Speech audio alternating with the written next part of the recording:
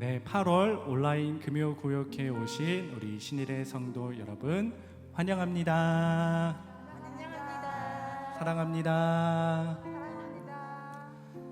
네, 이제 계속 우리가 다시 비대면 예배가 온라인 예배로 다 전환이 되면서 혹시 우리의 믿음이 조금 흐지부지해지고 또 연약해지지 않았나 그런 생각이 들기도 합니다. 그래서 우리가 이런 온라인 예배를 다 드리지만 우리 믿음이 더 연약해지지 않고 오히려 더 견고해질 수 있도록 오늘은 보혈에 관하여 우리가 함께 찬양하기를 소망합니다.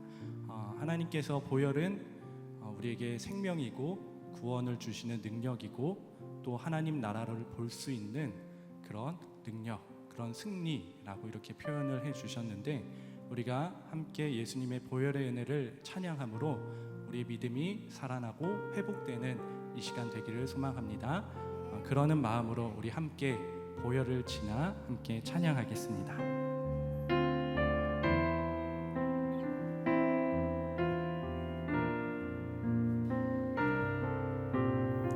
보혈을 지나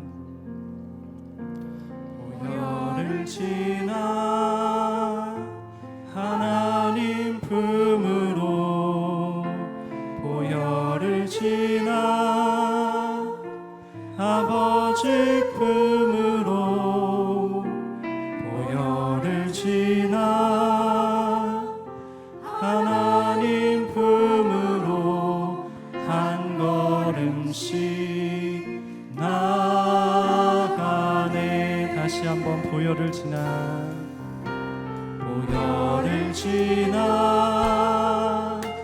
하나님 품으로 보혈을 지나 아버지 품으로 보혈을 지나 하나님 품으로 한 걸음씩 우리 보혈을 지나 하나님 품으로 보혈을 지나 아버지 품으로 보혈을 지나 하나님 품으로 한 걸음씩 나가네. 존귀한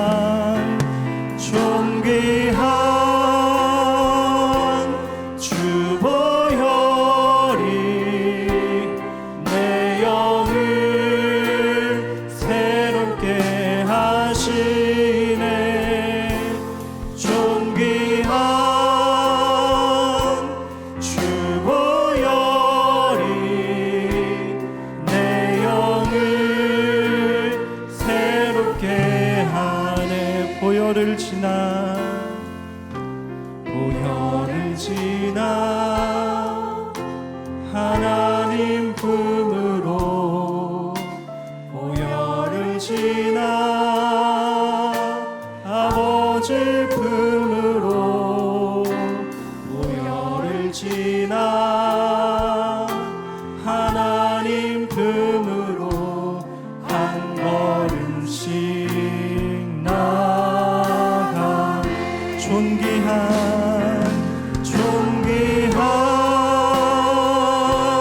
주 보혈이 내 영을 새롭게 하시네. 존귀한 주 보혈이 내 영을 새롭게 하네. 마지막으로 존귀한 주 보혈이 내 영을 새롭게 하시네. 존귀한 주 보혈이 내 영을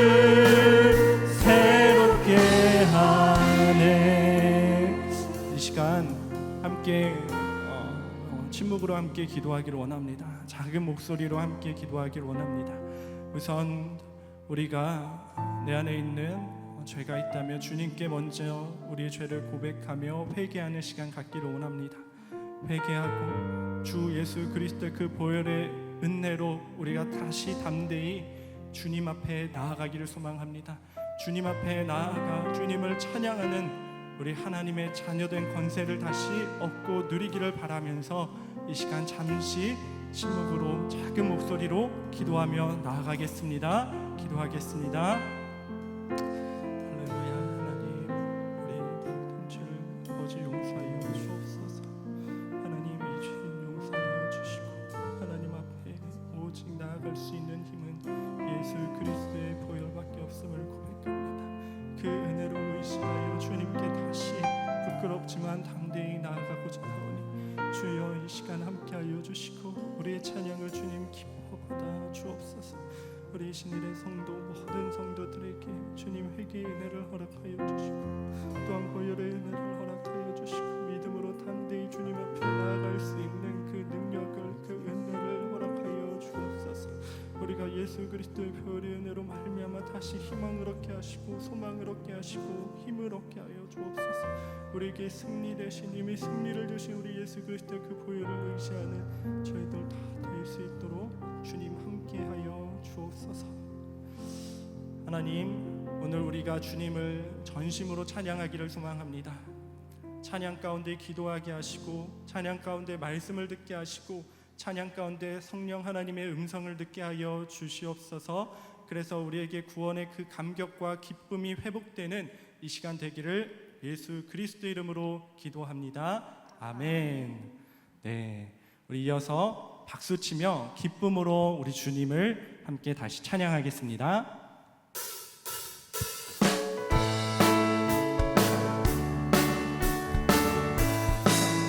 예수 십자가의 흘린 피로써 그대는 씻겨 있는가. 더러운 죄 희게 하는 능력을 그대는 참 의지한 우리 예수 십자가의 흘린 피로 그대는 씻겨 있는가. 더러운 죄 희게 하는 능력을 그대는 참 의지한 예수의 보혈로 그대는 씻겨 있는가. 마음속에 여러 가지 죄악이 깨끗이 씻기어 주 예수와 밤낮으로 늘 함께 그대는 행동을 하는가. 아무 때나 어디서나 그대는 십자가 붙들고 있는가. 예수의 보혈로 그대는 씻기어 있는가.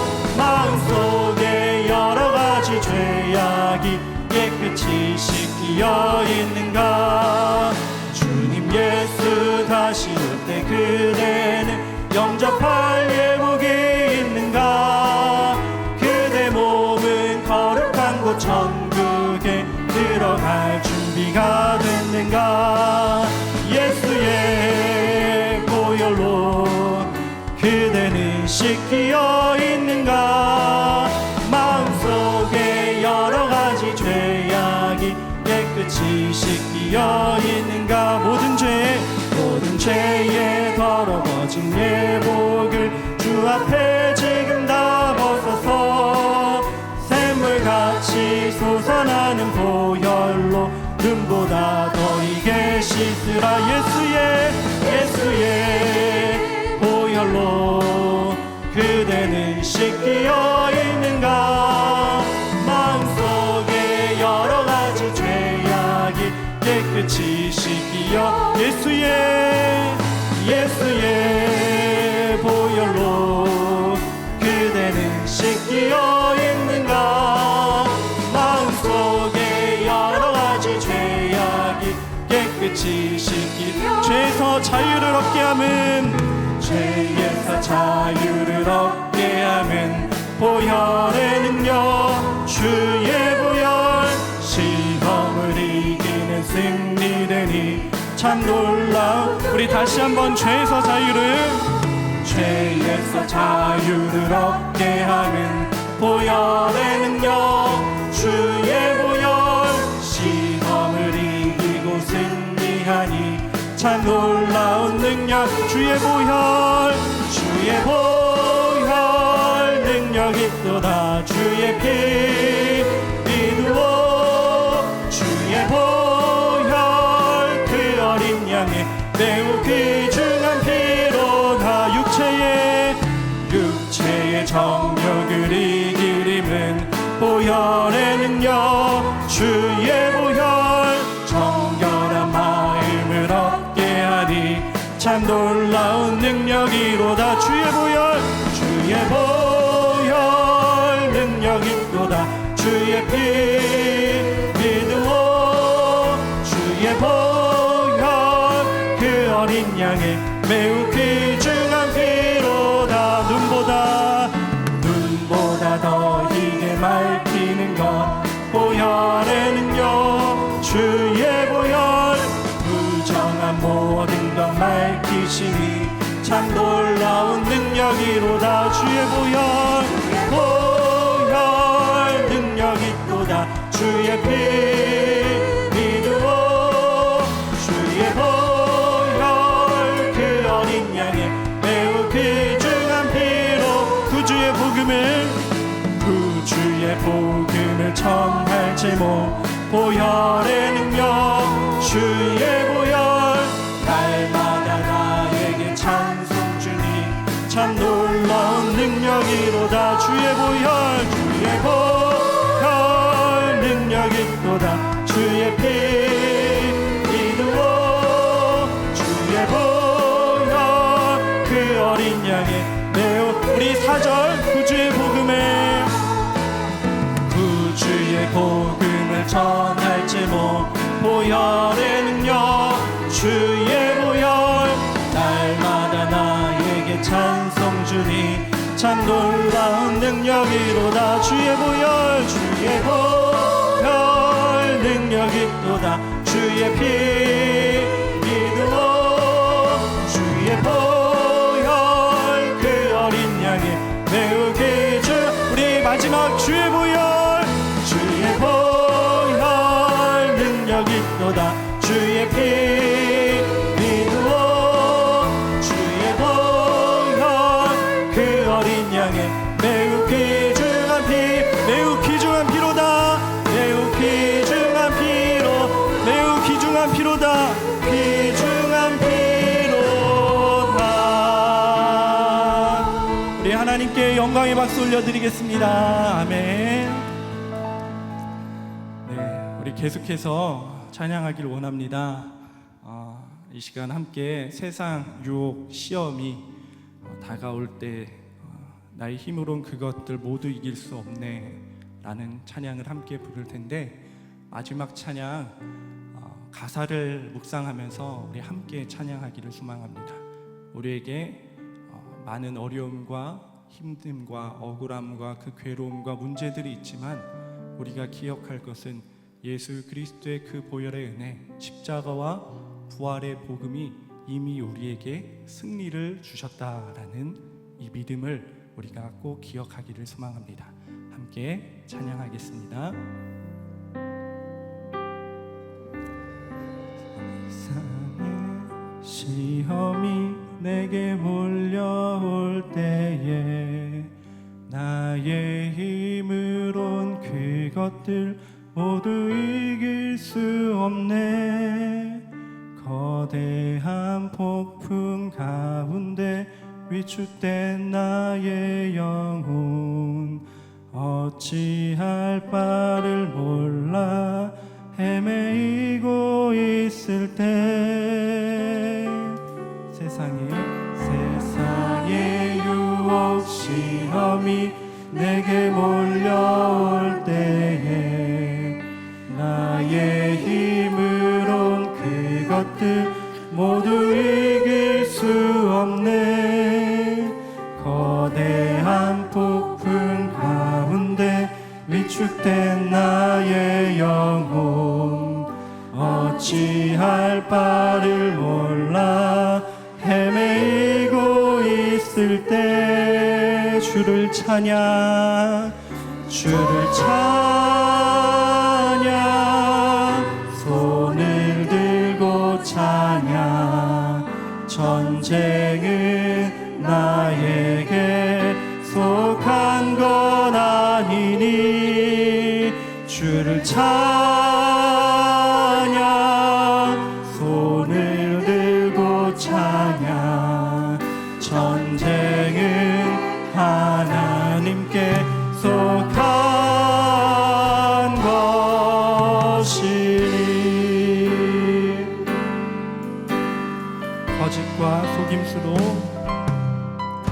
거짓과 속임수로 가득 찬 세상에서 어디로 갈지 몰라 머뭇거리고 있네.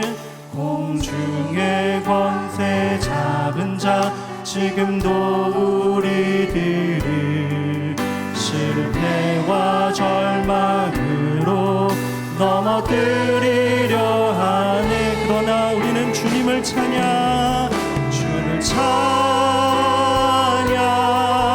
손을 들고 찬양 전쟁은 나에게 속한 것 아니니 주를 찬양 손을 들고 찬양 전쟁은 나에게 속한 것이니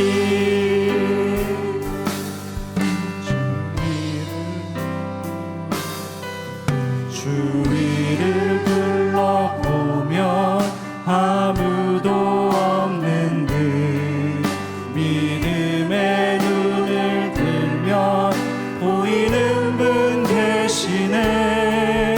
지금도 내 안에서 역사하고 계시는 사망과 어둠의 권세 물리치신 예수님 주님을 찬양 주를 찬양 손을 들고 찬양 전쟁은 나에게 속한 것 아니니 주를 찬양 손을 들고 찬양 전쟁은 하나님께 속한 우리 두 손 들고 주를 찬양 주를 찬양 손을 들고 찬양 전쟁은 나에게 속한 것 아니니 주를 찬양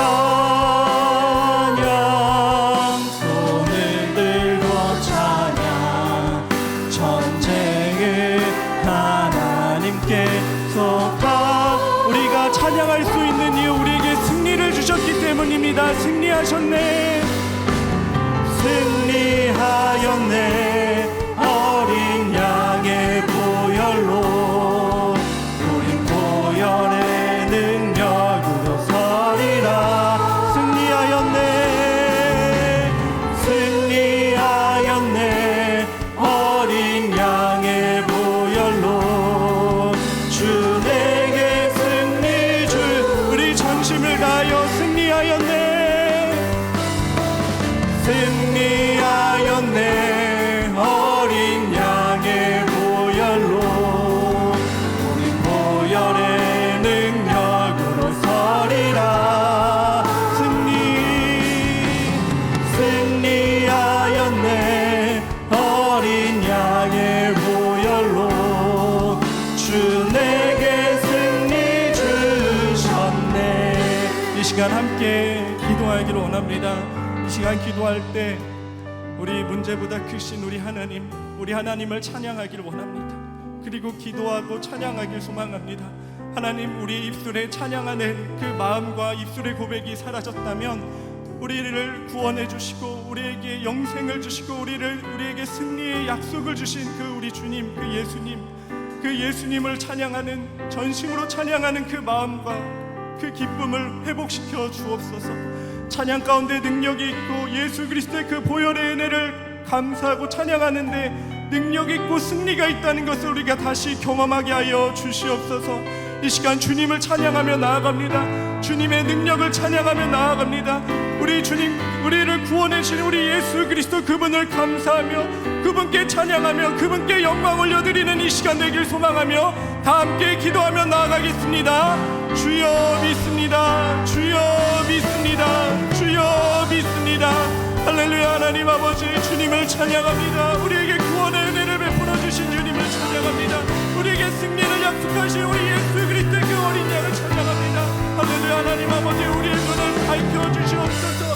세상을 바라보는 것이 아니라 하나님, 우리의 믿음의 눈을 밝히 열어 주셔서 하나님 나라를 보게 하시고 문제보다 크신 하나님을 바라보게 하시고 우리의 구원자 되신 예수 그리스도를 바라보게 하여 주시옵소서. 예수 그리스도의 그 은혜와 그 영광이 얼마나 지극히 크고 능력이 있는지를 우리가 다시금 깨닫기를 원합니다. 우리에게 구원의 감격과 구원의 기쁨이 회복되는 역사가 일어날 수 있도록 하나님 함께하여 주시옵소서.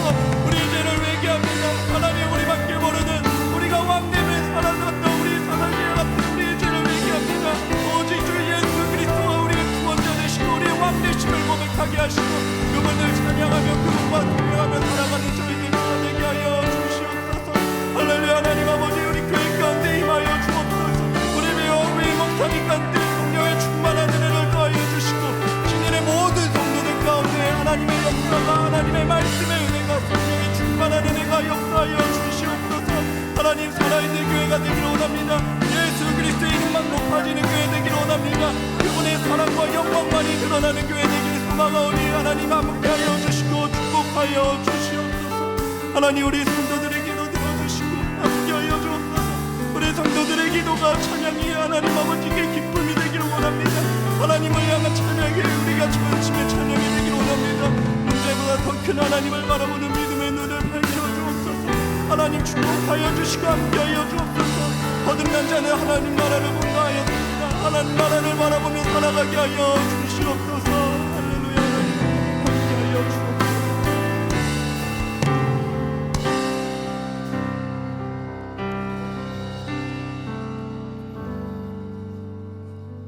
하나님, 우리 모든 우리 신일의 성도들의 기도, 이 시간 올려드리는 찬양과 기도 주님께서 기뻐 받아주신 줄 믿습니다. 하나님께서 우리에게 큰 은혜와 하나님 나라를 보게 되는 믿음의 눈을 밝혀주실 줄 믿사오니 하나님께서 함께하여 주옵소서. 감사드리며 거룩하신 예수 그리스도의 이름으로 기도드립니다. 아멘. 네, 안녕하세요. 김재웅 목사입니다. 오늘 8월 온라인 금요 구역회 때는 저와 함께 열왕기 개관을 함께 살펴보도록 하겠습니다. 네, 우리가 지금 이제 열왕기 상을 이제 말씀과 함께 공부를 하고 있죠. 그런데 이 열왕기라는 뜻은 10명의 왕에 대한 이야기 이런 뜻이 아니라 수많은 왕들을 열거한 기록, 이렇게 이해하시면 좋겠습니다. 자, 그러면 이제 함께 열왕기에 대해서 살펴보려고 하는데 그 전에 먼저 한 말씀을 찾아보겠습니다. 성경책을 한번 펴시고 사무엘하 7장 말씀을 한번 찾아보시면 되겠습니다. 사무엘하 7장 12절에서 16절까지의 말씀입니다. 네, 제가 읽어드리겠습니다. 너의 수완이 차서 네 조상들과 함께 누울 때 내가 내 몸에서 날 씨를 내 뒤에 세워 그의 나라를 견고하게 하리라. 그는 내 이름을 위하여 집을 건축할 것이요 나는 그의 나라 왕위를 영원히 견고하게 하리라.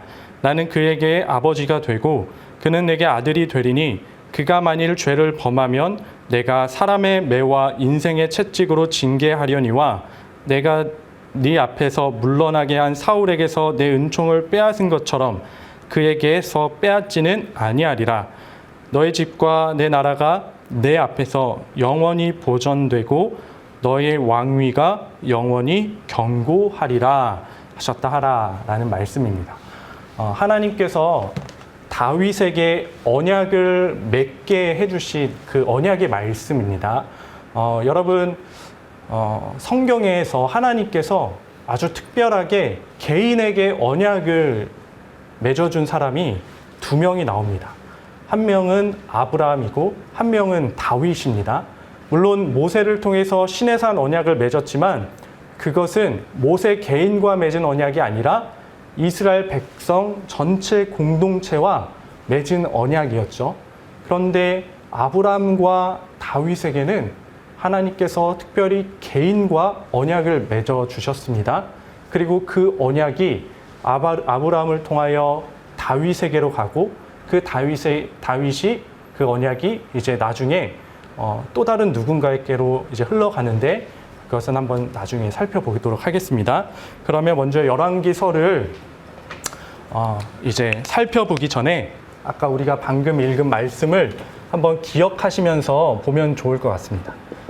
사무엘하 7장 16절 네. 너의 나라가 영원히 견고하게 된다.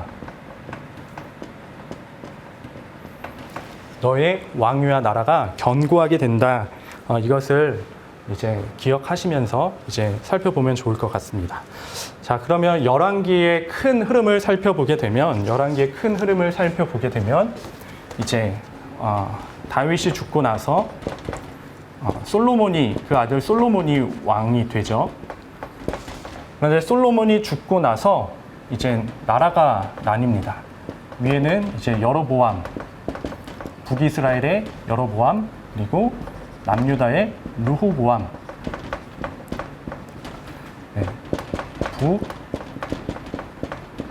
네. 이제 남유다 이렇게 나뉩니다. 그리고 쭉 계속 흘러가다가 BC 722년에 아시리아라는 나라에게 한 번에 멸망을 당하죠. 아수르에게 멸망을 당합니다. 그리고 르호보암을 보면 남유다 왕국을 보면 조금 더 오래 가다가 이제 BC 605년, BC 597년, 그리고 BC 586년 이렇게 세 차례에 걸쳐서 이제 포로로 끌려가고 차근차근 이제 바벨론에게 망하게 됩니다. 바벨론에게 망하게 됩니다. 자, 그러면 이 북이스라엘의 왕은 총 몇 명일까 생각해 보면 20명이 나옵니다. 이제 디브니라는 이 사람을 한 명 포함하면 이제 20명으로 이렇게 생각을 하고 또 남유다 왕국의 왕들도 이제 20명입니다. 자, 그런데 북이스라엘의 왕조는 모두 몇 개였을까요? 북이스라엘의 왕조는 총 9개의 왕조가 들어섭니다. 9개의 왕조. 그러면 남유다의 왕족은 몇 개가 들었을까요? 1개. 아까 이제 다윗의 언약. 너희 나라가 영원히 견고하게 되리라. 그래서 다윗 왕족 1개. 1개가 계속 지속됩니다. 자, 그러면 이렇게 열왕기의 왕들의 이야기가 이렇게 진행이 되는데 사실 이스라엘의 역사 그리고 열왕기서를 보면 이 왕들보다 더 중요한 게 있습니다. 이 왕들보다 조금 더 중요한 주인공이 있는데 그 주인공이 누구냐 하면 성전입니다. 성전. 네, 성전. 열왕기서의 그 시작은 성전 건축으로부터 이제 시작이 되죠. 솔로몬이 왕이 되고 성전을 건축합니다. 그리고 열왕기서의 끝은 성전 파괴로 마무리가 됩니다. 자, 예를 들어 이제 북이스라엘은 아수르에게 이제 722년에 BC 722년에 한 번에 멸망당하지만 남유다는 이제 차례대로 이렇게 왕이 잡혀갑니다. 이제 여호야김 그리고 여호야긴 그리고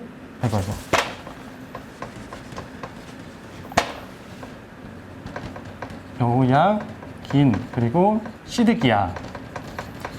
자, 그런데 그 열왕기 하의 마지막 부분에 보면 먼저 여호야긴이 잡혀가는 것을 볼 수 있습니다.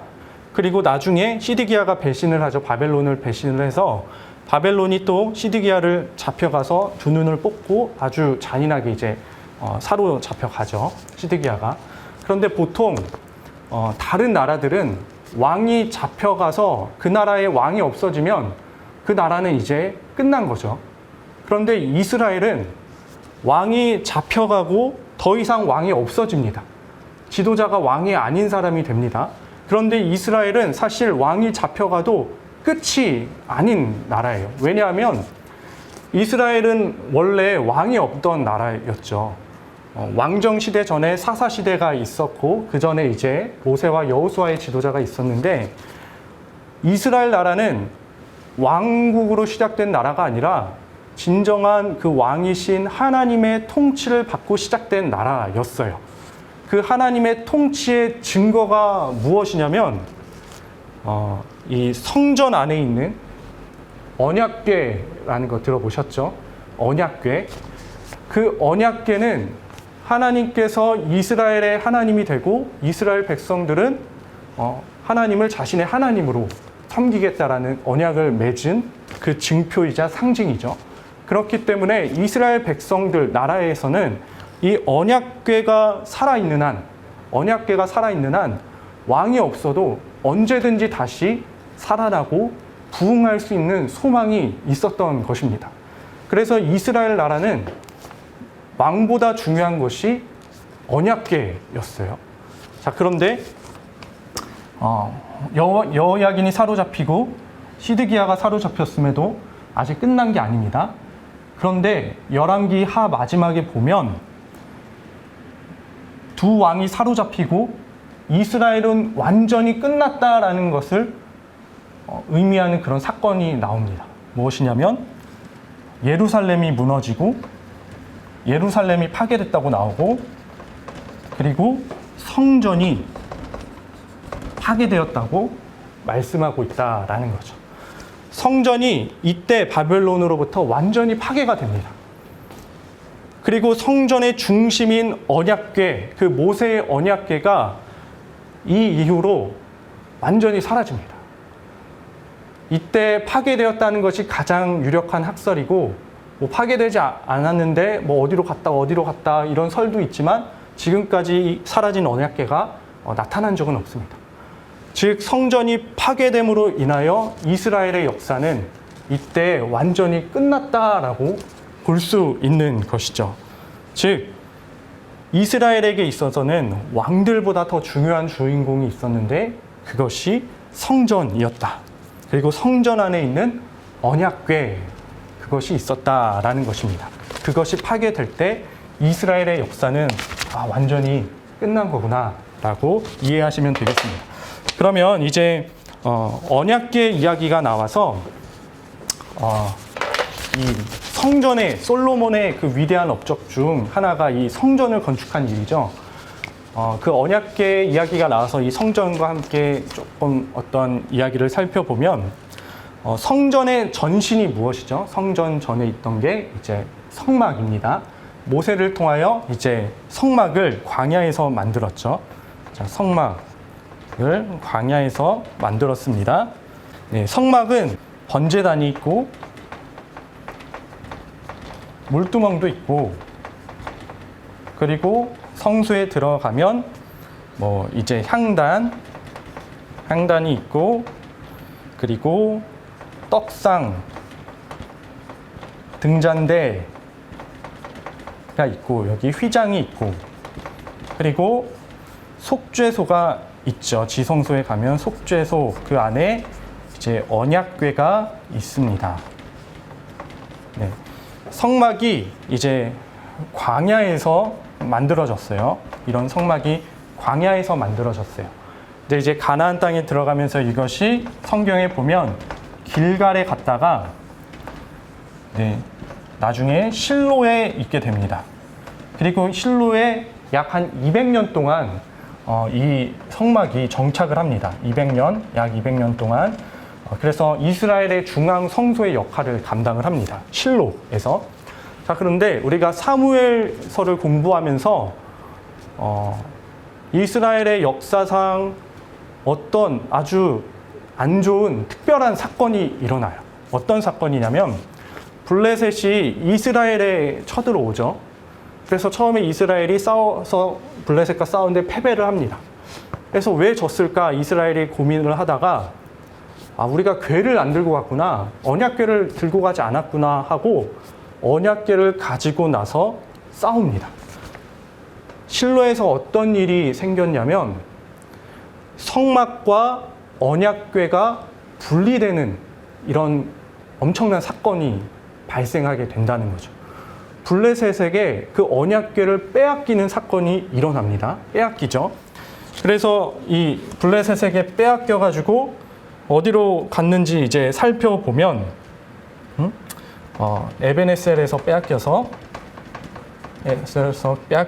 이제 가드, 에그론, 블레셋 지방, 이게 아무튼 이거는 너무 이렇게 기니까 아무튼 이제 블레셋 지방을 돌다가 기란 여아림에 가서 이제 너무 많으니까 블레셋에서 갔다가 이제 기럇 여아림,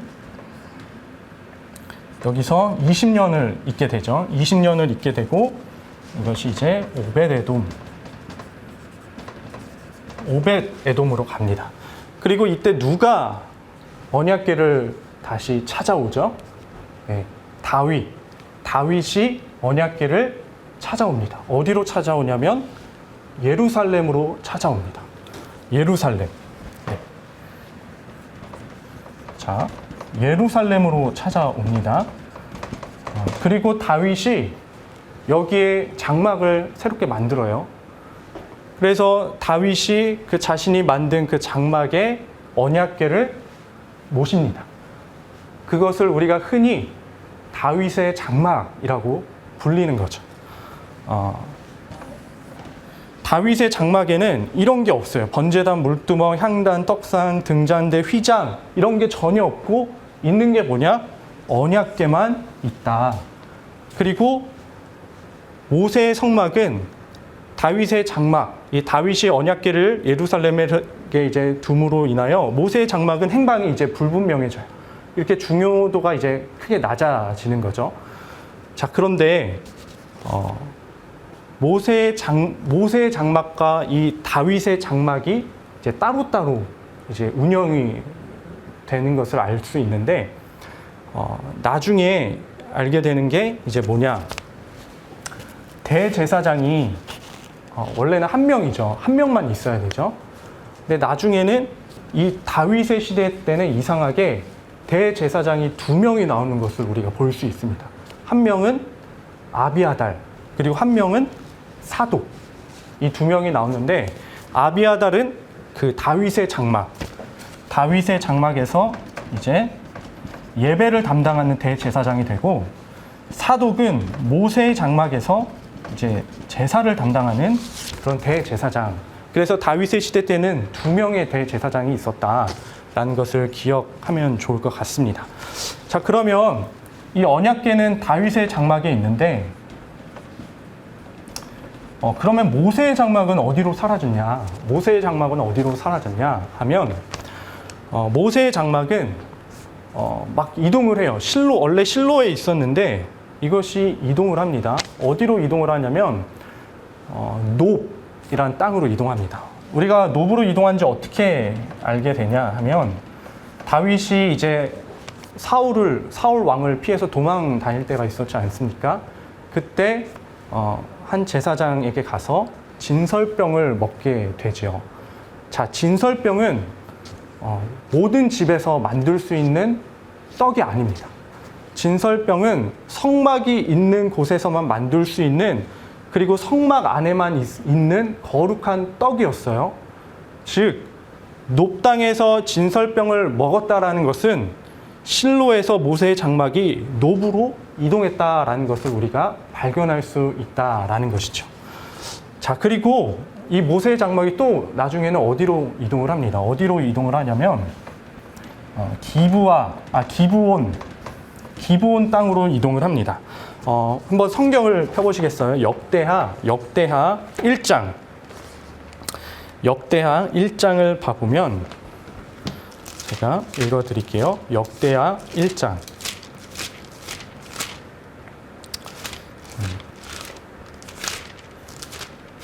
역대하 1장 3절 말씀을 보겠습니다. 역대하 1장 3절 말씀을 보면 솔로몬이 온 회중과 함께 기브온 산당으로 갔으니 하나님의 회막 곧 여호와의 종 모세가 광야에서 지은 것이 거기에 있음이라 라고 말씀하시죠. 솔로몬이 이제 왕이 되고 1000번째 제사를 드리러 기브온 산당으로 갔는데 그 기브온 산당으로 간 이유가 단순히 그곳이 커서 그런 게 아니라 그곳에 모세의 성막이 있었기 때문이에요. 이런 번제단, 물두멍, 이 모든 기구들이, 거룩한 기구들이 기브온에 있었기 때문입니다. 자, 이렇게 모세의 장막이 기브온에 있고 예루살렘에는 다윗의 이렇게 장막이 있었습니다. 그런데 이 두 개의 장막을 통일하는 사건이 바로 솔로몬의 성전 안에서 두 개가 다시 온전한 모습으로, 그리고 더 뭔가 거룩한 그런 영광스럽고 화려한 그런 성전으로 이제 다시 건축이 되었다라는 것입니다. 그래서 이렇게 이제 성전, 이렇게 이스라엘에게 있어 이런 성전, 이런 언약궤, 이 성전의 역사는 이스라엘 공동체와 함께 간다. 성전이 정말 중요하다. 그래서 이 솔로몬의 성전은 또한 어떤 의미가 있냐면 성막은 분리하고 이동하는 거였잖아요. 하나님의 구름 기둥과 불 기둥이 이쪽으로 가면 이제 성막을 해체하고 다시 그쪽으로 같이 가서 멈추면 그곳에서 또 성막을 다시 이렇게 설치하고, 그렇게 분리하고 다시 조립하고 이동하는 그런 특성을 지녔습니다. 이것은 이스라엘 민족이 그때는 떠돌이 민족이었기 때문이에요. 그런데 이제 더 이상 솔로몬의 성전은 이런 분리가 아니라 예루살렘의 그런 최고의 재료와 최고의 설계로 온전하게 화려하게 지어졌어요. 약속의 땅 가나안 땅에서. 이것은 무엇을 의미하냐면 이제 더 이상 하나님께서 이스라엘 백성들을 떠돌게 하는 것이 아니라 약속하신 가나안 땅에서 축복을 주시겠다는 그런 축복의 상징이었고, 하나님께서 이스라엘과 이 땅에서 함께 하신다는 그 함께 임재의 상징이었어요, 성전이. 그래서 성전은 이스라엘의 정체성이고 축복의 상징이고 하나님의 임재의 상징. 그래서 자신의 어떤 그 무엇보다도 정말 중요하게 여겼던 것이 성전이었다라는 것입니다. 자, 그런데 이러한 성전이 열왕기서에서 마지막 열왕기 하에서 파괴되었다라고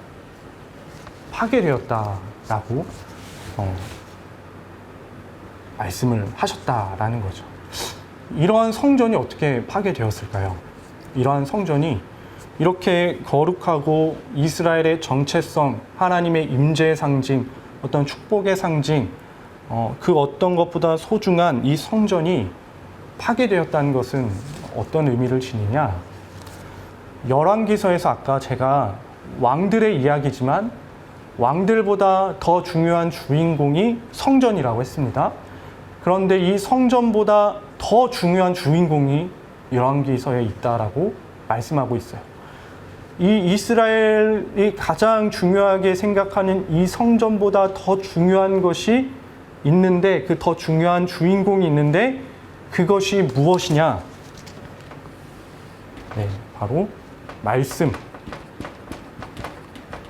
언약, 말씀이라는 거예요. 말씀. 열왕기상 한번 말씀을 한 개 더 찾아볼게요. 열왕기상 9장 3절에서 8절까지의 말씀. 자, 제가 읽어드릴게요.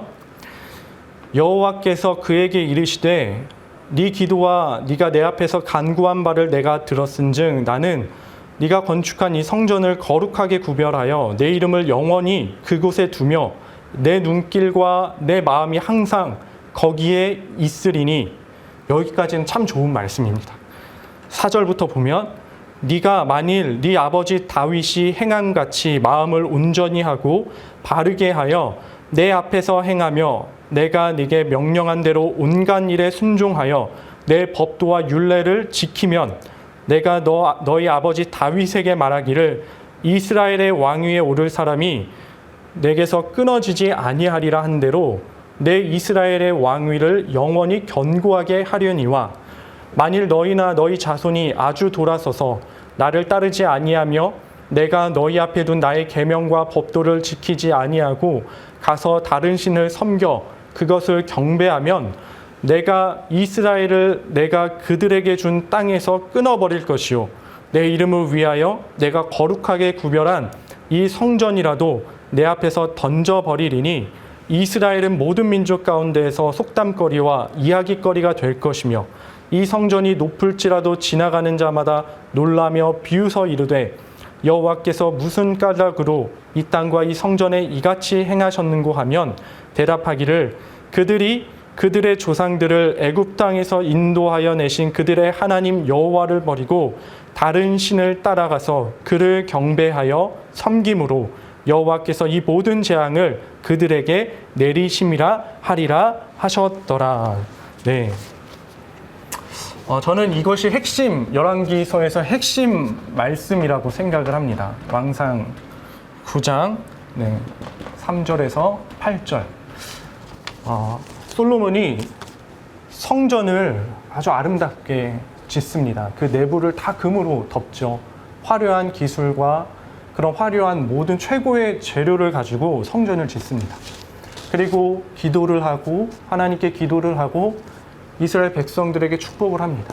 그리고 하나님이 솔로몬에게 이제 다시 나타나시죠. 그러고 한 말이 이 성전을 힘들게 지은 솔로몬을 향하여 야 솔로몬아 너는 정말 최고다. 너가 나를 위하여 이렇게 성전을 지어주니 내가 너무 감동받고 감명받아서 너의 모든 것에 대해서 내가 축복을 하고 함께하고 형통하게 하겠다. 너는 최고다.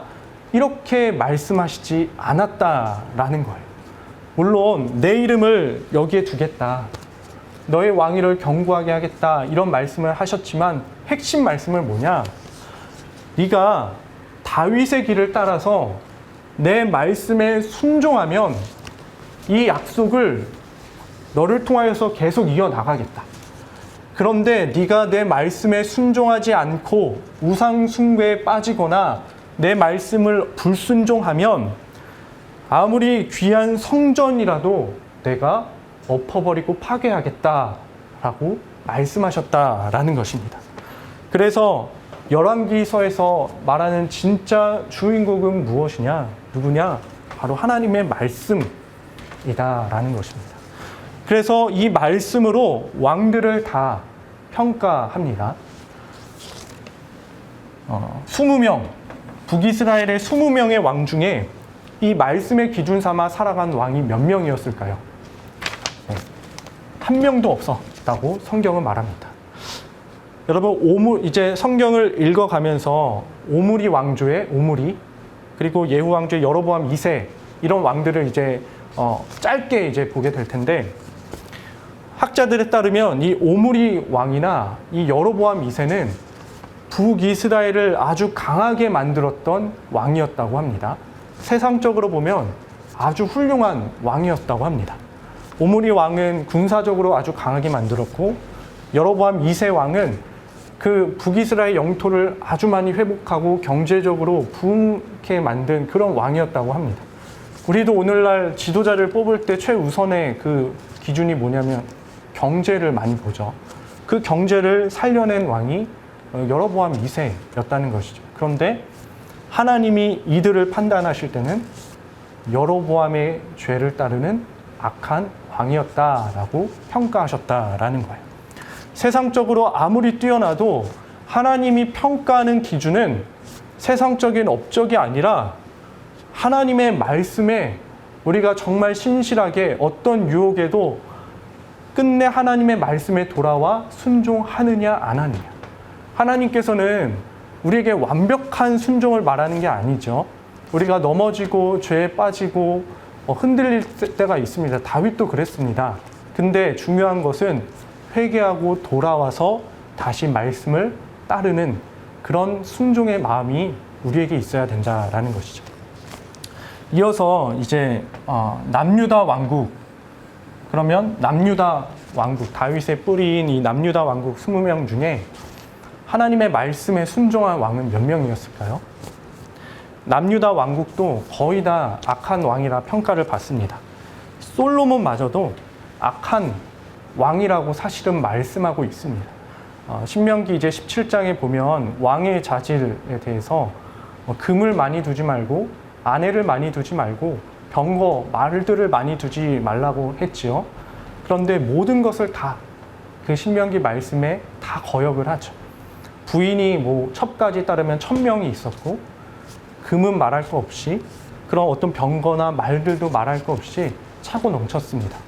그리고 솔로몬 왕은 되게 상징적인 그런 열왕기상의 말씀을 하는데 열왕기상 이제 10장 14절에 보면 솔로몬이 백성들에게 세금을 걷는데 얼마나 세금을 많이 걷었냐면 금 666달란트를 거두었다고 해요. 신약 성경에 가면 이 666이 이제 굉장히 부정적이고 사탄의 숫자라고 하죠. 그런데 이런 상징적인 숫자가 솔로몬 때 처음 사용되었다라는 것이죠. 금 666달란트. 부정적인 그런 의미를 분명히 담고 있는 말씀입니다. 솔로몬 역시 성전을 짓고 하나님이 주신 지혜로 나라를 부흥시키고 강력하게 만들고 백성들을 잘 통치하고 성전도 만들었지만 그 하나님의 주신 축복이 오히려 솔로몬에게 올무가 되었다라는 것입니다. 우리도 솔로몬을 보면서 기억해야 할 것이 뭐냐면 하나님께 축복을 많이 받을 사람도 있고 받을 수 있습니다. 그런데 그 축복 때문에 내가 하나님의 말씀에서 멀어질 수 있는 그 축복이 나의 올무가 될 수 있다는 것을 우리가 기억해야 한다라는 것이죠. 하나님이 주신 그 은혜와 축복이 오히려 가장 중요한 말씀으로부터 멀어지게 한다면 그것은 더 이상 축복이 아니라 우리들에게 올무가 된다라는 것을 기억하고 우리가 말씀을 통해 그것을 항상 깨달으면 좋겠습니다. 아무튼 이런 솔로몬의 죄악 때문에 사실 이런 유다 왕국이 두 개의 분열 국가가 되었고 아무튼 이 20명 중에 남유다 왕국은 이제 7명이 칭찬을 받습니다. 7명이 칭찬을 받아요. 이 2명 그리고 이 왕들을 제외한 남유다의 모든 왕들도 하나님의 말씀을 업신여기고 무시했기 때문에 악한 왕이다라고 평가를 받습니다. 네. 자, 그래서 우리가 이 전체적인 내용들을 간단하게 살펴보았는데 그 열왕기서는 그런 어떤 되게 화려하고 장엄하게 시작했지만 점점 불순종의 죄악이 쌓여서 완전히 파괴되고 멸망하는 그런 역사로 끝나게 되었다라는 것이죠.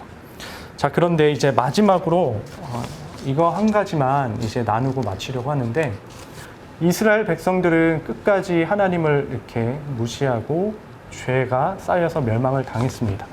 근데 열왕기 하 마지막 말씀을 보면요. 어떤 말씀이 갑자기 뜬금없이 나오냐면 여호야긴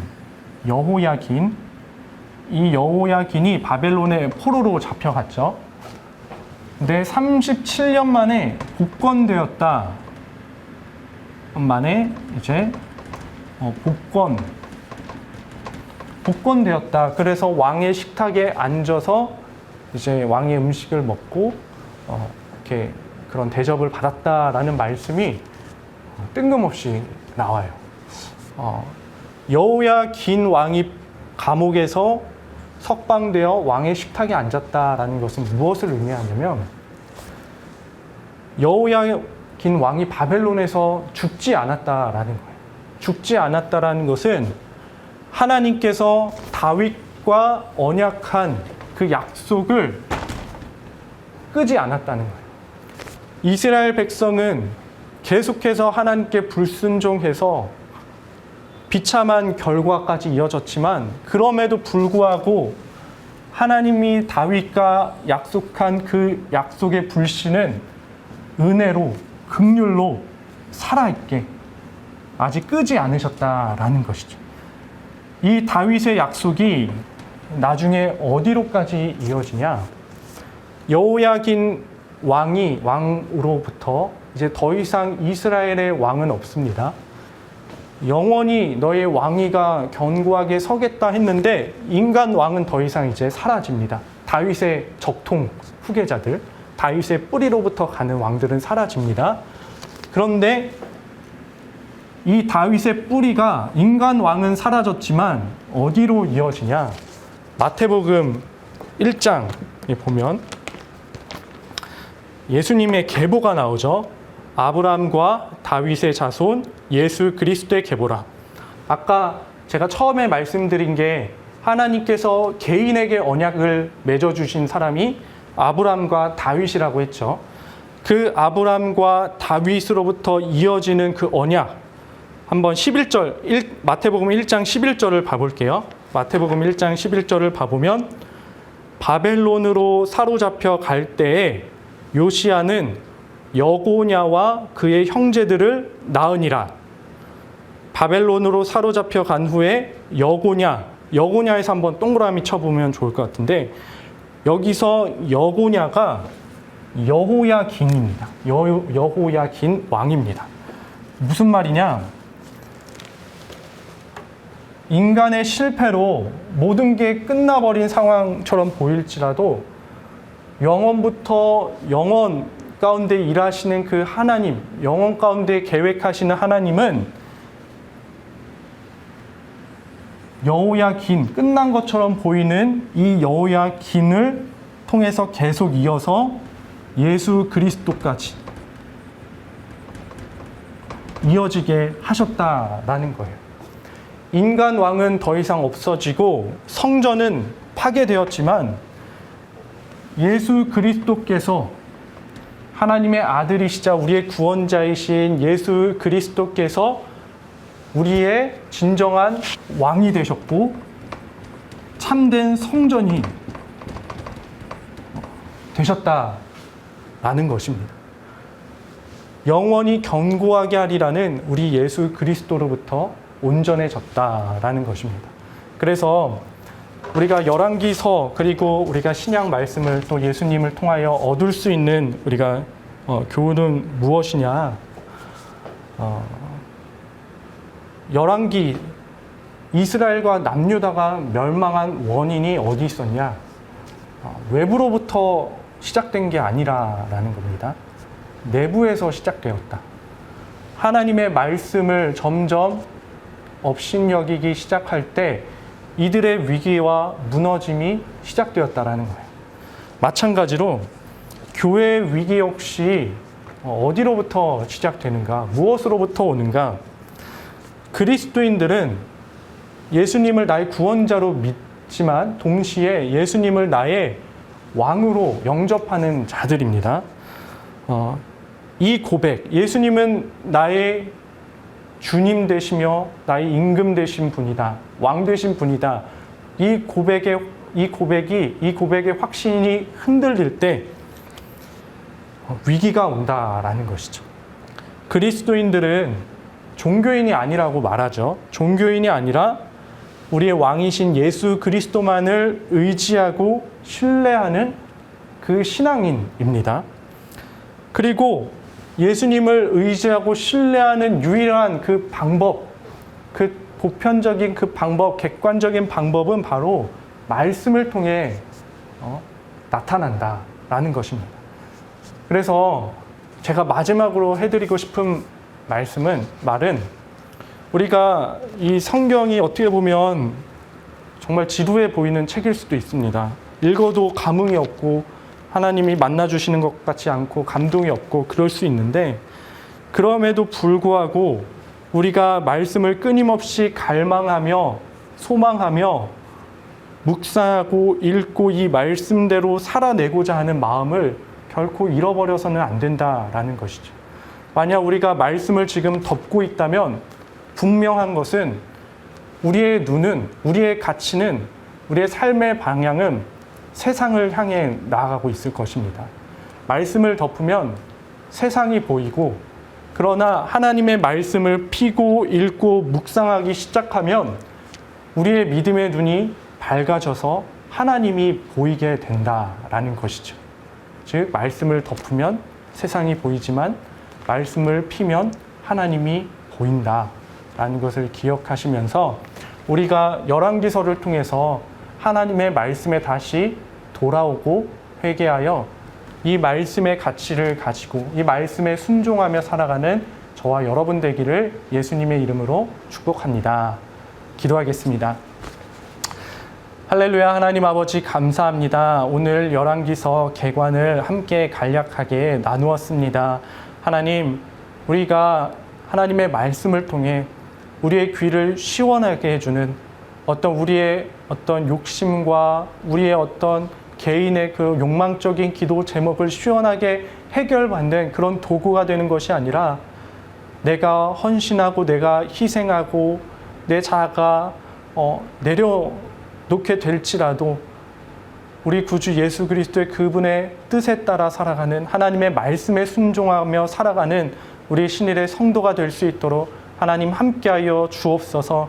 말씀을 볼 때 하나님께서 참된 은혜를 베풀어 주시고, 말씀을 보고 묵상하고 그 말씀에 순종해 나갈 때에 하나님의 나라를 바라볼 수 있는 믿음의 눈을 밝히 열어주셔서 우리가 하나님 말씀을 붙들고 주님 의지하고 주님께 소망을 두며 살아가는, 주님과 동행하는 모든 신일의 성도 될 수 있도록 하나님 함께하여 주옵소서. 하나님 감사드리며 예수 그리스도 이름으로 기도드립니다. 아멘. 네, 지금 이 시간은 우리가 7월 온라인 금요 구역회 때에 이제 다니엘 성경 퀴즈를 했죠. 그래서 그때 이렇게 답안지를 내주신 분들 추첨을 해보려고 합니다. 약 60여 분이 작성해 주셨습니다. 그래서 그 중에 우리가 9분 플러스 1명, 총 10분을 이제 추첨하고자 하는데, 답을 다 마치신 분뿐만 아니라 참여해 주신 모든 분들 가운데 이제 추첨을 하려고 합니다. 그래서 잘 이해해 주시길 바랍니다. 그러면 먼저 추첨을 할 텐데, 추첨 상품은 동일하게 소소하지만 커피 상품권을 당첨된 성도님들에게 다 보내드리도록 하겠습니다. 자, 그러면 첫 번째 성도님. 자, 다 뒤집어 놓고 제가 절대 보지 않습니다. 자, 첫 번째 성도님 뽑겠습니다. 네. 자, 이대교구 우리 구정순, 네, 1대교구 신윤정, 2대교구 박계숙, 2대교구 추남예, 네, 이번에는 7대교구 최효균, 9대교구 이다연, 8대교구 양경희, 7대교구 황대배, 6대교구 안유하입니다. 네, 이렇게 9분이 추첨이 되어서 제가 이제 카톡을 통해서 커피 상품권을 보내드리도록 하겠습니다. 그리고 마지막 한 분 특별상은 누구냐면 우리 일대교구를 담당하는 최국호 목사님에게 커피 상품권을 보내드리도록 하겠습니다. 왜냐하면 일대교구 성도님들이 가장 많이 참여해 주셨거든요. 그래서 우리 일대교구 목사님에게 이 특별상을 이렇게 드리도록 하겠습니다. 그래서 많이 참여해 주셔서 감사드리고 다음에도 이런 기회를 더 재미있게 잘 만들어 보도록 하겠습니다. 그럼 다음에 만나요. 다음 달에 봬요. 안녕.